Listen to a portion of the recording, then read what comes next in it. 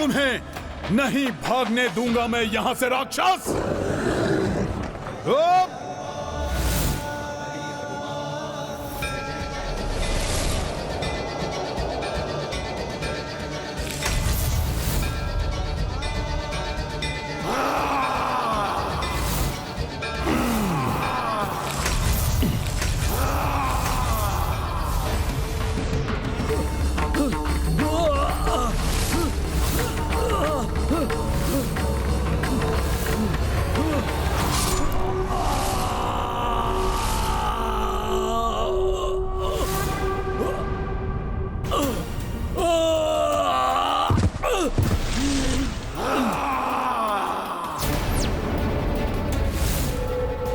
अब मात्र एक ही दानव और बचा है।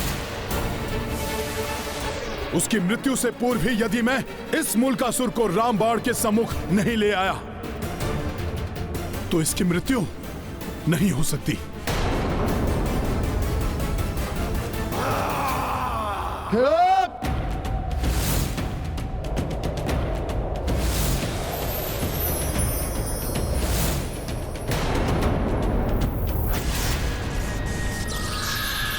अभी इसे नष्ट करता हूं।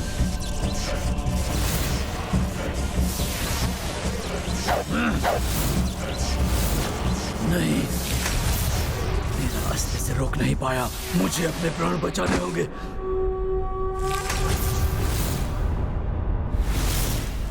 तुम्हें वापस माता के अस्त्र के समीप भेजूंगा मैं।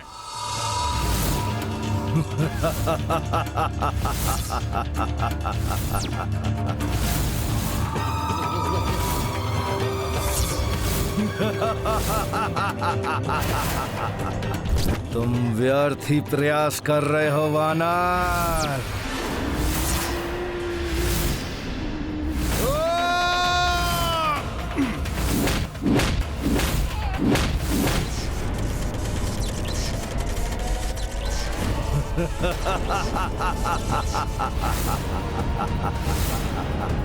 एक बार पुनः प्रयास कर लो वानर। जय श्री राम।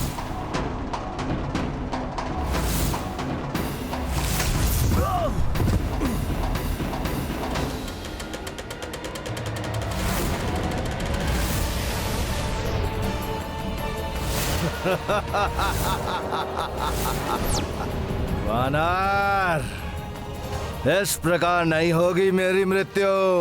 मुझे ज्ञात है कि तुम्हारी मृत्यु मेरे द्वारा नहीं, माता सीता के द्वारा ही होगी, और ये होनी आज होकर ही रहेगी।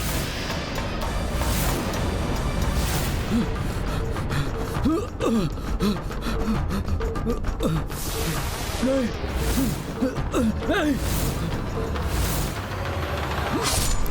भ्राता!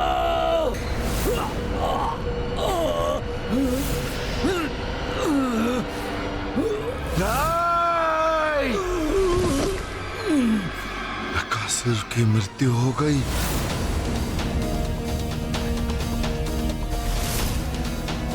ये अस्त्र अपना प्रभाव खोकर पुनः साधारण तिनके में परिवर्तित हो, उसके पूर्व ही मुझे इसका वार मूलकासुर पर कराना ही होगा।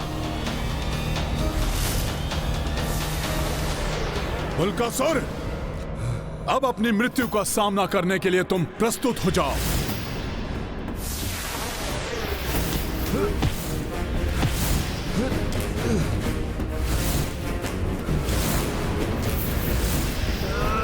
छोड़ वानर, छोड़ मेरा हाथ।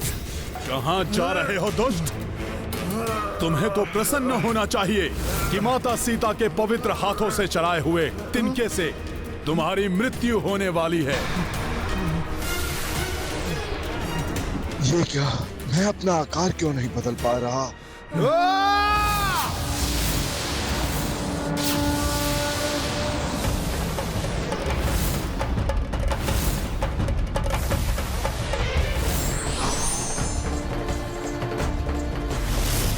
मैं शिला बन जाता हूं, ये मुझे भेद नहीं पाएगा। हाँ, यही उचित है।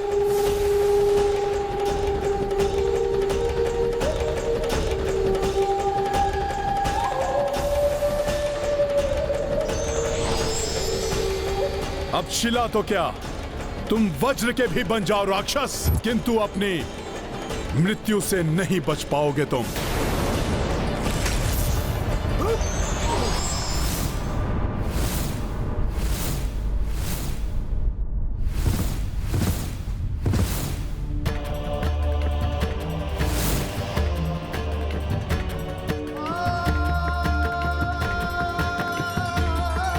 माता, मैं तो पुत्र भाव में बहकर ये भुला ही बैठा था कि माता सीता तो त्रिदेवियों का स्वरूप हैं।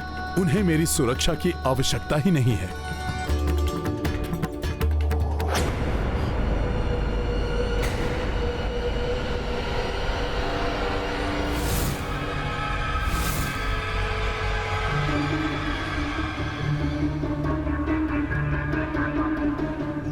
हे प्रभु, ये क्या हो गया? कहीं माता ने मुझे देख लिया तो मैं वचन भंग का दोषी हो जाऊंगा। हे प्रभु, इस बार आप ही बचा लीजिए, मैं शीघ्र ही यहां से चला जाऊंगा।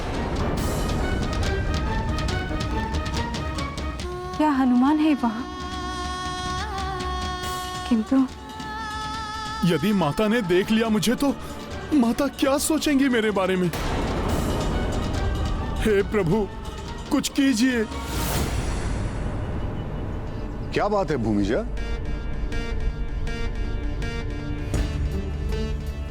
क्या देख रही हो इसको?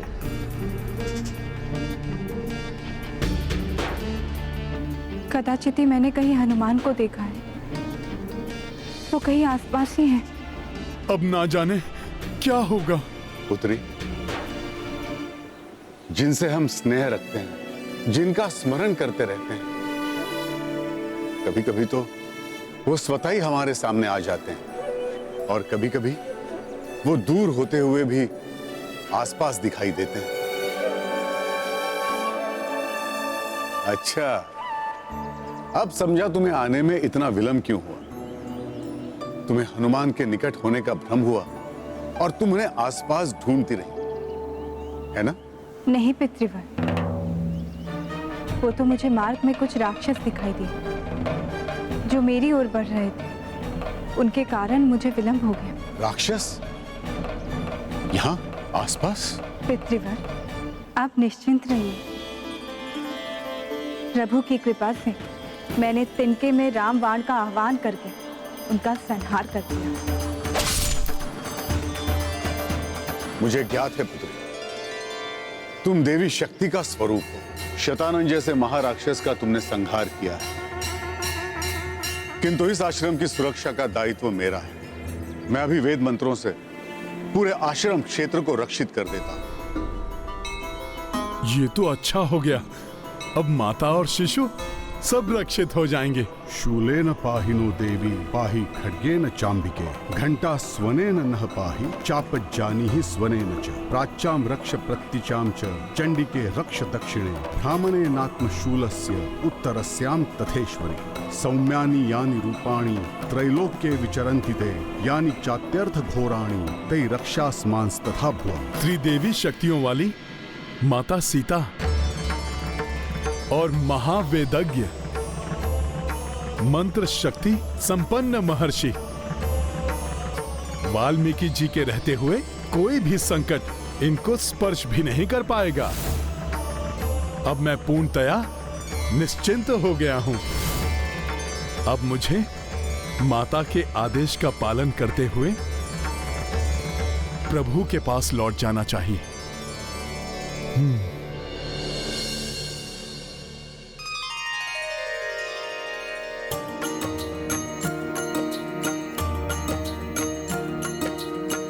हनुमत माता वियोग से खिन्ना, किंतु प्रभु संगत पे प्रसन्ना।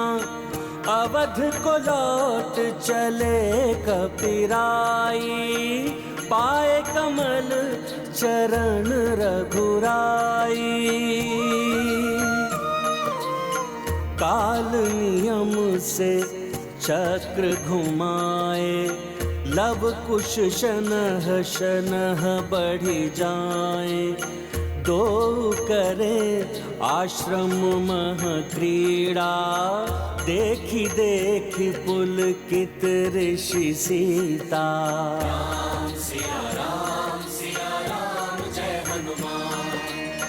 ऋषि लेखन व पठन सिखाई, धनुर्विद्या महदक्ष बनाई। उत हनुमत सेवत रघुराई, धोए चरण फल पुष्प चढ़ाई। राम प्रसन्न रखी हनुमाना, किंतु स्वयं एकांत विलापा। हनुमत भावना को दे दी लिपि, राम कथा प्रस्तर पर दी लिखी।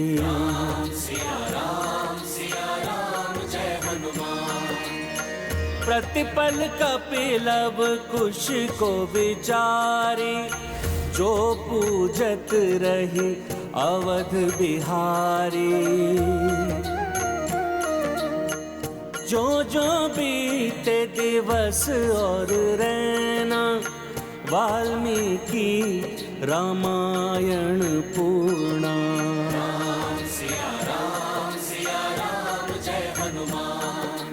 राम सिया राम जय हनुमान। ये गाथा महाबली हनुमत की, रुचिकर लीला राम भगत की। जय जय जय रघुनंदन राम, जय जय जय महाबली हनुमान। जय जय जय रघुनंदन राम, जय जय जय महाबली हनुमान। रघुकुल की मर्यादा एवं राजधर्म का पालन करने के लिए सीता का परित्याग किए हुए 12 वर्ष व्यतीत हो गए मुझे पिताश्री। किंतु जब भी मैं आप पूर्वजों के इस कक्ष के पास से निकलता हूं, मुझे यही आभास होता है कि मुझसे कहीं कोई त्रुटि हुई है या कुछ अपूर्ण रह गया है। प्रतीत होता है जैसे आप पूर्वजों में से कोई तो है जो मुझसे असंतुष्ट है। यदि मेरे कृत्य से किसी को दुख पहुंचा हो तो मुझे दंडित करें, मुझे सहर्ष स्वीकार्य होगा।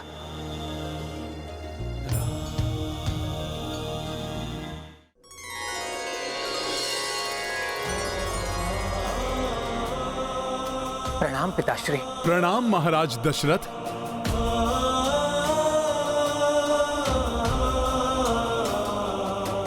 पुत्र राम, तुम तो मर्यादा पुरुषोत्तम हो। तुमने सदैव श्रेष्ठ धर्म का पालन किया है। तुमसे कोई त्रुटि होना संभव ही नहीं है।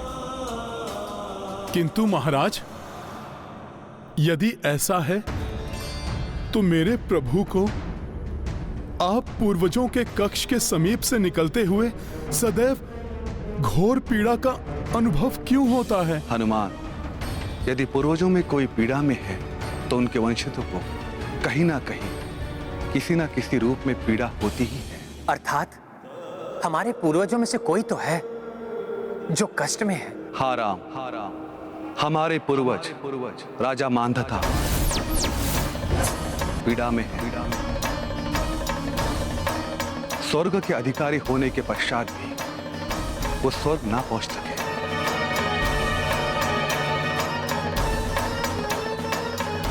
प्रणाम महाराज मांधाता।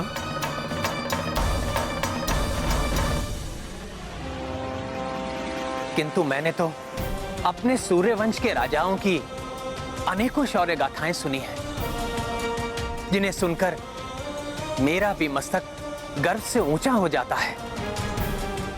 तो फिर कैसे एक सूर्यवंशी राजा का शीश इस प्रकार झुका हुआ है? क्या कारण है इनकी पीड़ा का? इनकी पीड़ा का कारण है लवनासुर।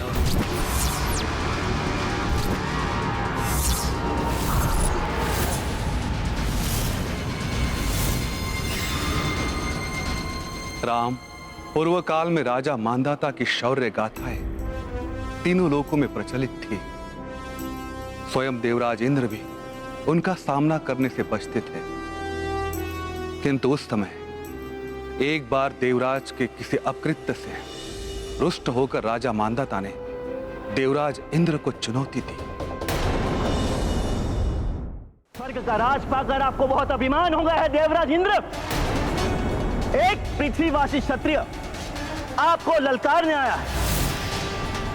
साहस है तो आइए, युद्ध कीजिए मुझसे।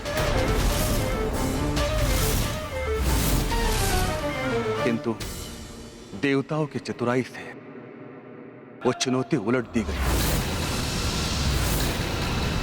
सूर्यवंशी महाराज, मानधाता को परास्त करना सहज नहीं होगा देवराज इंद्र।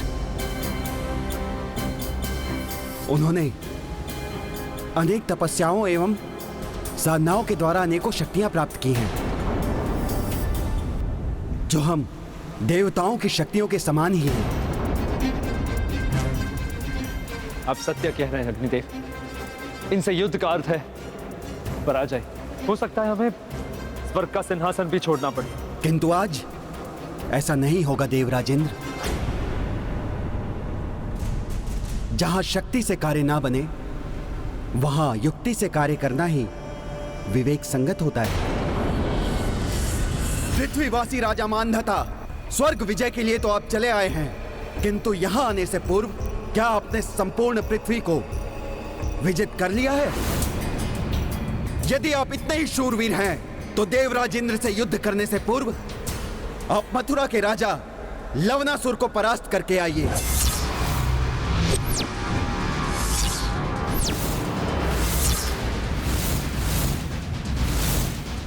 तभी स्वर्ग की मर्यादा का सम्मान होगा।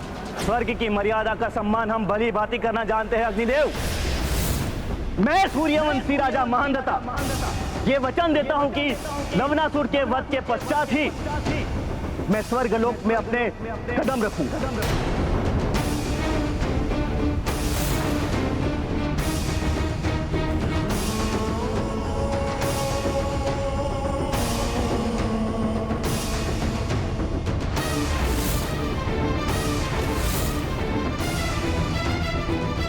कौन है ये लवनासुर जो देवताओं से भी बढ़कर शक्तिशाली है और जिसका सामना महाराज मांधाता को करना पड़ा?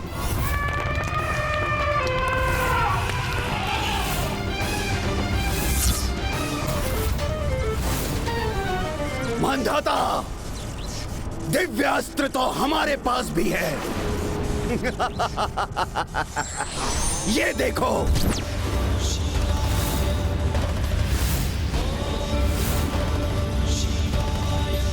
ये दिव्य शूल इस असुर के पास। भगवान शिव जी द्वारा प्रदत्त इस शूल के विरोध का अर्थ है स्वयं भगवान शिव का विरोध। मुझे मृत्यु स्वीकार है, पर भगवान शिव का विरोध नहीं।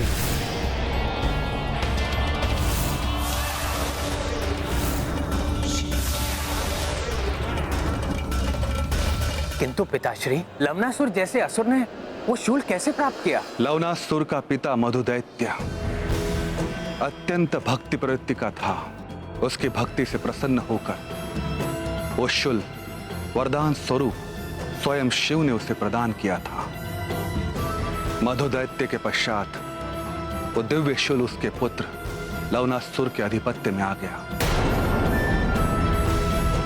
राजा मांधाता की मृत्यु शिवास्त्र से तो हो गई और वो स्वर्ग लोक के अधिकारी भी हो गए, किंतु अपने वचन के कारण वो स्वर्ग लोक पहुंच नहीं पाए। मैं सूर्यवंशी राजा मांधाता ये वचन देता हूं कि लवणासुर के वध के पश्चात ही मैं स्वर्ग लोक में अपने कदम रखूंगा। जिनकी इच्छाएं पूर्ण नहीं होती उन्हें मुक्ति नहीं मिलती, उनकी आत्मा प्राप्त लोक को नहीं जा पाती। दुर्भाग्यवश आज भी वो असुर जीवित है। अपने दिव्य शूल के बल पर, अपने छल के बल पर और अपनी दिव्य शक्तियों के बल पर आज भी उस सबकी मृत्यु का कारण बना बैठा है। मैं हूं लवनासुर। होगा तुम सबको तुम्हारी मृत्यु से साक्षात्कार। मृत्यु मृत्यु मृत्यु मृत्यु मृत्यु मृत्यु मृत्यु मृत्यु मृत्यु।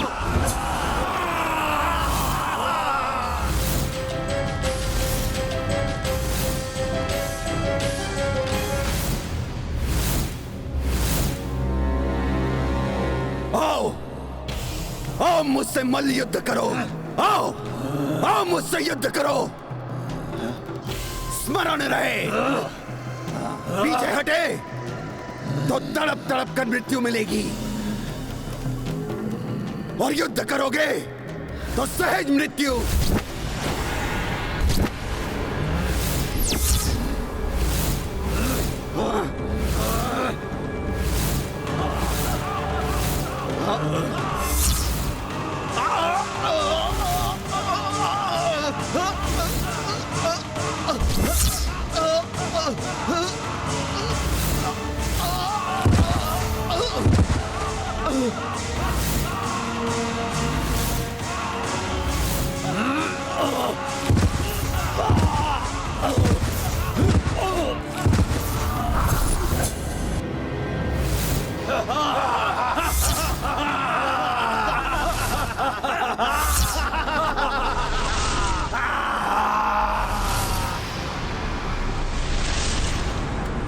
अब तुम्हारी सारी शक्ति को भी सोख लूंगा मैं, तुम्हें जीवित नहीं छोड़ूंगा मैं।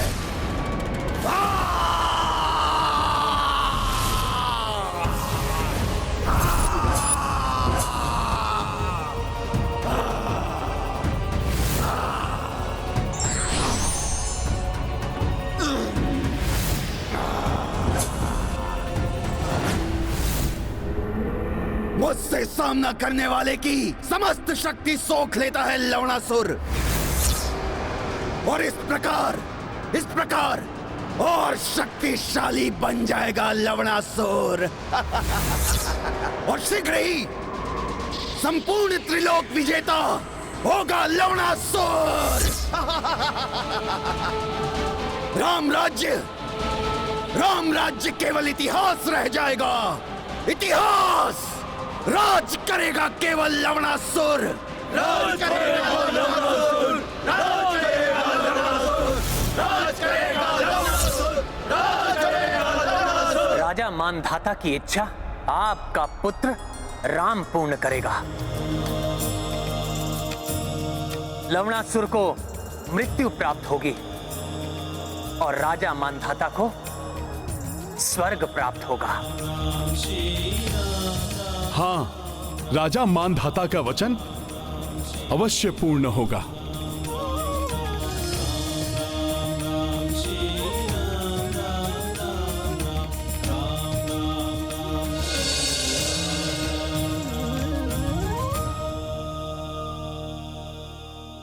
प्रभु, अब लवणासुर का अंत करना ही होगा। राजसभा में सबको बुलाओ हनुमान। भैया, अधर्मी है वो, उसका नाश तो शीघ्रातिशीघ्र होना आवश्यक है। हाँ भैया, उसकी मृत्यु से संसार उस पापी के अत्याचारों से मुक्त हो जाएगा।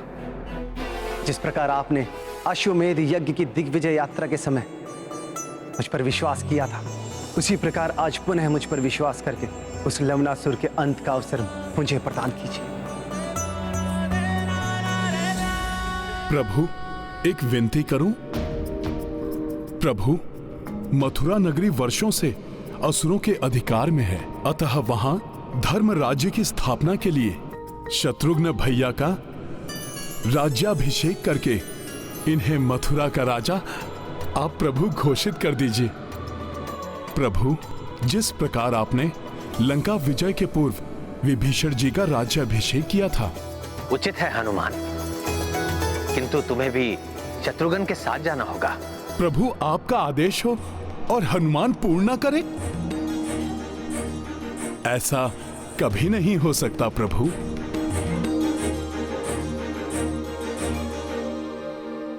ये गाथा महाबली हनुमत की, रुचिकर लीला राम भगत की। जय जय जय रघुनंदन राम, जय जय जय महाबली हनुमान। शत्रुघ्न भय मथुरा भूपाला, राज्याभिषेक किए कृपाला, हर्षित जन सुमन बरसाई, बाण भ्रात को दे रघुराई। प्रभु हनुमत को तिलक लगाए, शीश कपि चरणों में झुकाए, घोर भई सेना प्रस्थाना, संग संग उड़ चले हनुमाना। ये गाथा महाबली हनुमत की, रुचिकर लीला राम भगत की। जय जय जय रघुनंदन राम, जय जय जय महाबली हनुमान।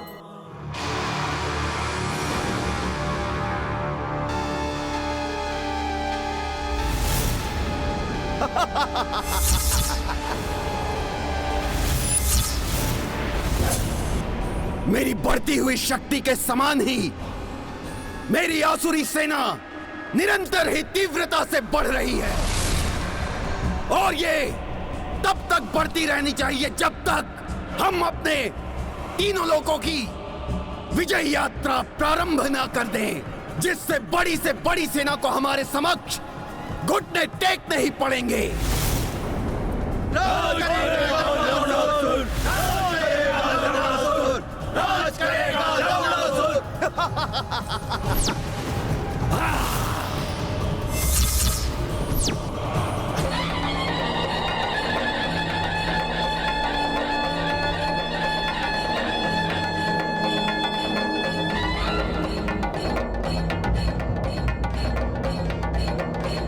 अरे ये तो वही वन है जहां लक्ष्मण भैया माता सीता को छोड़ने आए थे।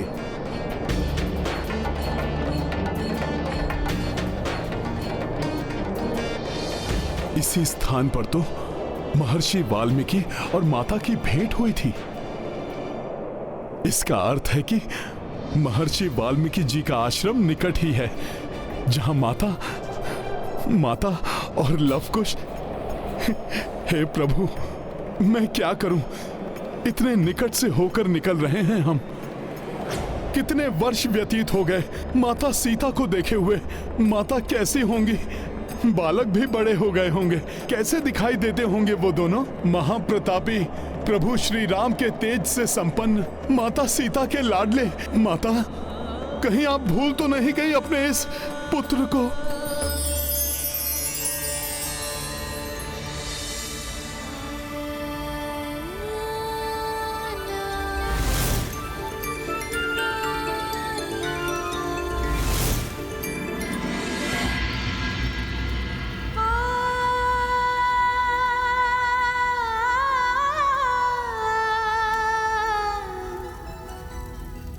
ये क्या कर दिया मैंने? पुत्र हनुमान के विचारों में ऐसे खोई कि अधिक मात्रा में चावल पका दिया, जैसे पुत्र हनुमान ही भोजन के लिए आ रहे हो। माता, माता,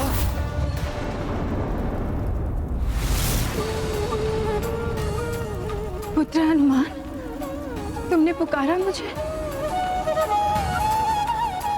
नहीं नहीं, भ्रम है ये मेरा। मेरे आदेश से विवश है हनुमान। यहाँ आना भी चाहेंगे तो नहीं आ पाएंगे।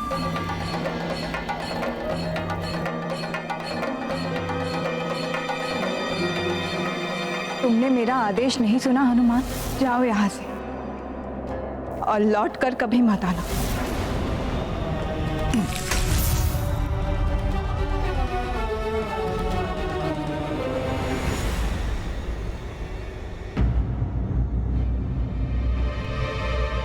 यदि इस मार्ग से गया तो कदाचित माता सीता एवं लवकुश मेरे सामने पड़ जाएं, या फिर मुझे दूर से ही माता दिख जाएं। नहीं नहीं, कितनी भी प्रबल इच्छा हो, किंतु माता को दिए हुए वचन को नहीं तोड़ूंगा मैं। नहीं मिलूंगा किसी से, नहीं आऊंगा किसी की दृष्टि में। क्या हुआ? आप रुक क्यों गए?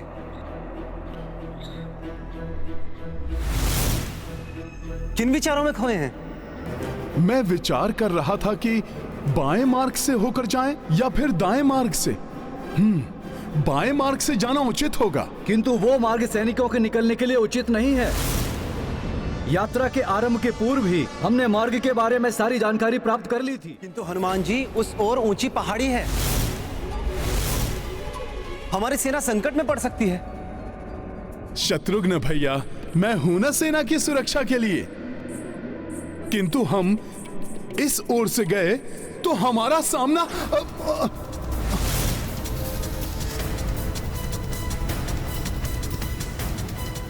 आप आइए, यह मार्ग उचित है। हनुमान जी, सेना का नेतृत्व मैं कर रहा हूं, अतः आपको भी मेरा निर्णय मान्य होना चाहिए। सेना दाएं मार्ग से ही जाएगी।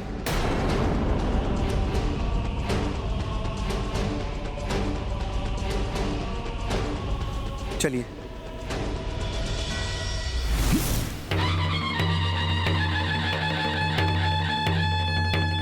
ये ढोल नगाड़ों की ध्वनि कुछ परिचित से प्रतीत हो रही है। ये क्या हो रहा है आज?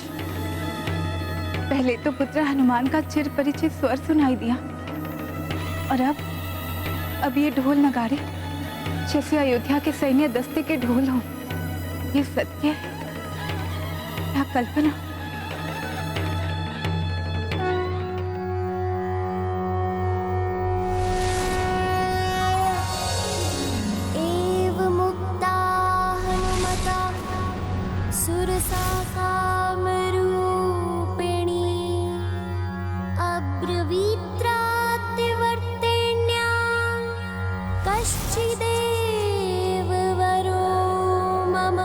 ज्ञात नहीं अब क्या होगा।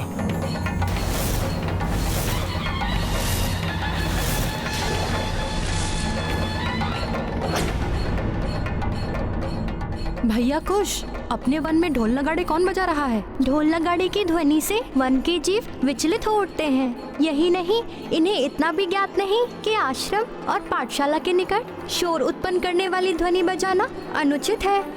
हाँ कुश, ये हमारा उत्तरदायित्व है कि इन असभ्यों को सभ्यता का पाठ हम पढ़ाएं। आओ।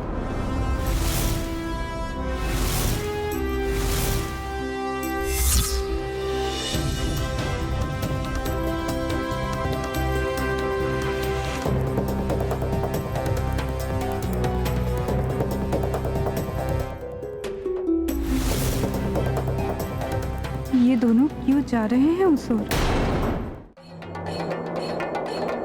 आश्रम अब निकट ही है। माता सीता और दोनों बालकों को कोई देख न ले। उन बालकों को तो आभास भी नहीं होगा कि उनका सामना किनसे होने वाला है।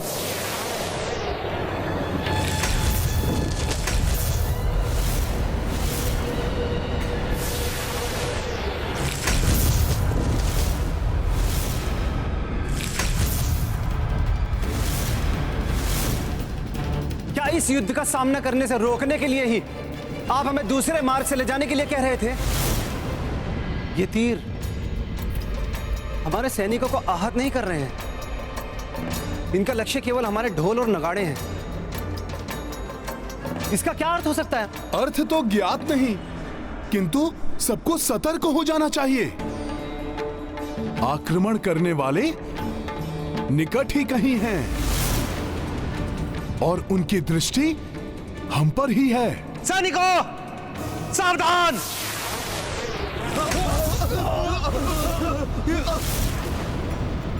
आक्रमणकारियों, छिपकर आक्रमण करना विरोचित नहीं है। साहस है तो सामने आकर वार करो।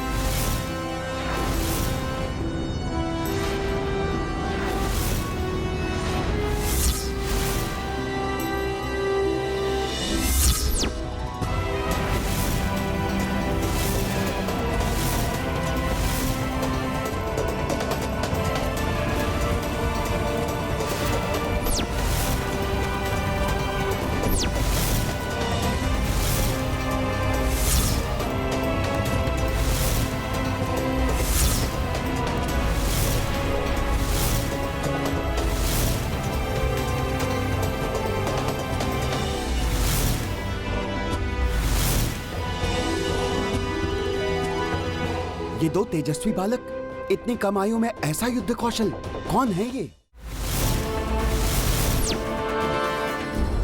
प्रतीत हो रहा है ये लवकुश ही हैं। भैया, इनके वस्त्र, रथ और ध्वज बता रहे हैं कि ये किसी बड़े राज्य की सेना है। बड़े राज्य के होकर भी इन्हें इतना भी बोध नहीं कि शोर मचाने से वन की शांति भंग होती है। अबोध बालकों की भांति शोर कर रहे हैं। सावधान! सत्यवचन, हम आपको सावधान करने ही आए हैं। जहाँ जाना है जाइए, किंतु शांति से। तीव्र ध्वनियों से वन की शांति न भंग करे। वन्य प्राणी इससे विचलित हो उठते हैं। इसलिए बिना ध्वनि उत्पन्न किए हुए जाइए यहाँ से, अन्यथा। इस उम्र में इतना अभिमान ठीक नहीं है। तुम दोनों सेना के महत्वपूर्ण अभियान में बाधा उत्पन्न कर रहे हो। हम कोई बाधा नहीं पहुंचा रहे हैं। शांति से निकल जाइए, बिना ध्वनि उत्पन्न किए हुए। हमें कोई आपत्ति नहीं होगी,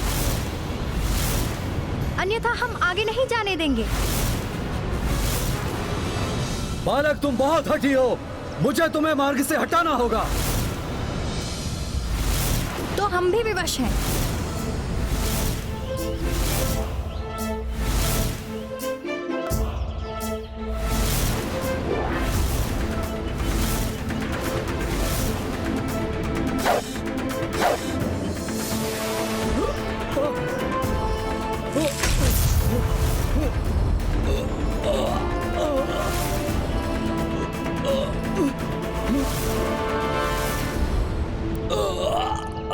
सावधान!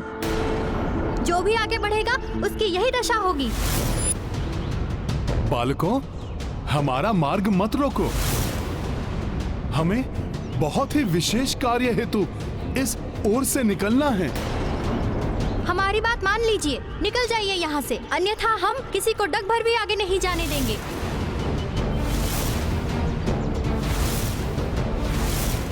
बालकों, ये उचित आचरण नहीं है, उद्दंडता है ये। हम उद्दंडता नहीं कर रहे हैं, आप हमारी बात मान नहीं रहे हैं, इसलिए अब आप इसे चुनौती समझिए। ये उद्दंडी अमर्यादित बालक मर्यादा पुरुषोत्तम श्री राम के पुत्र लवकुश हो ही नहीं सकते। इन्हें राम काज में बाधा नहीं बनने दूंगा मैं।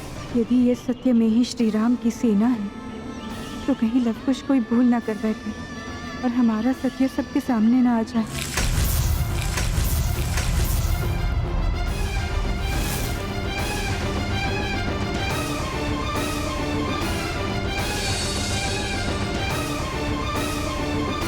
साहसी किसी के सामने नहीं झुकते, चाहे सामने वाला कितना भी बड़ा योद्धा हो।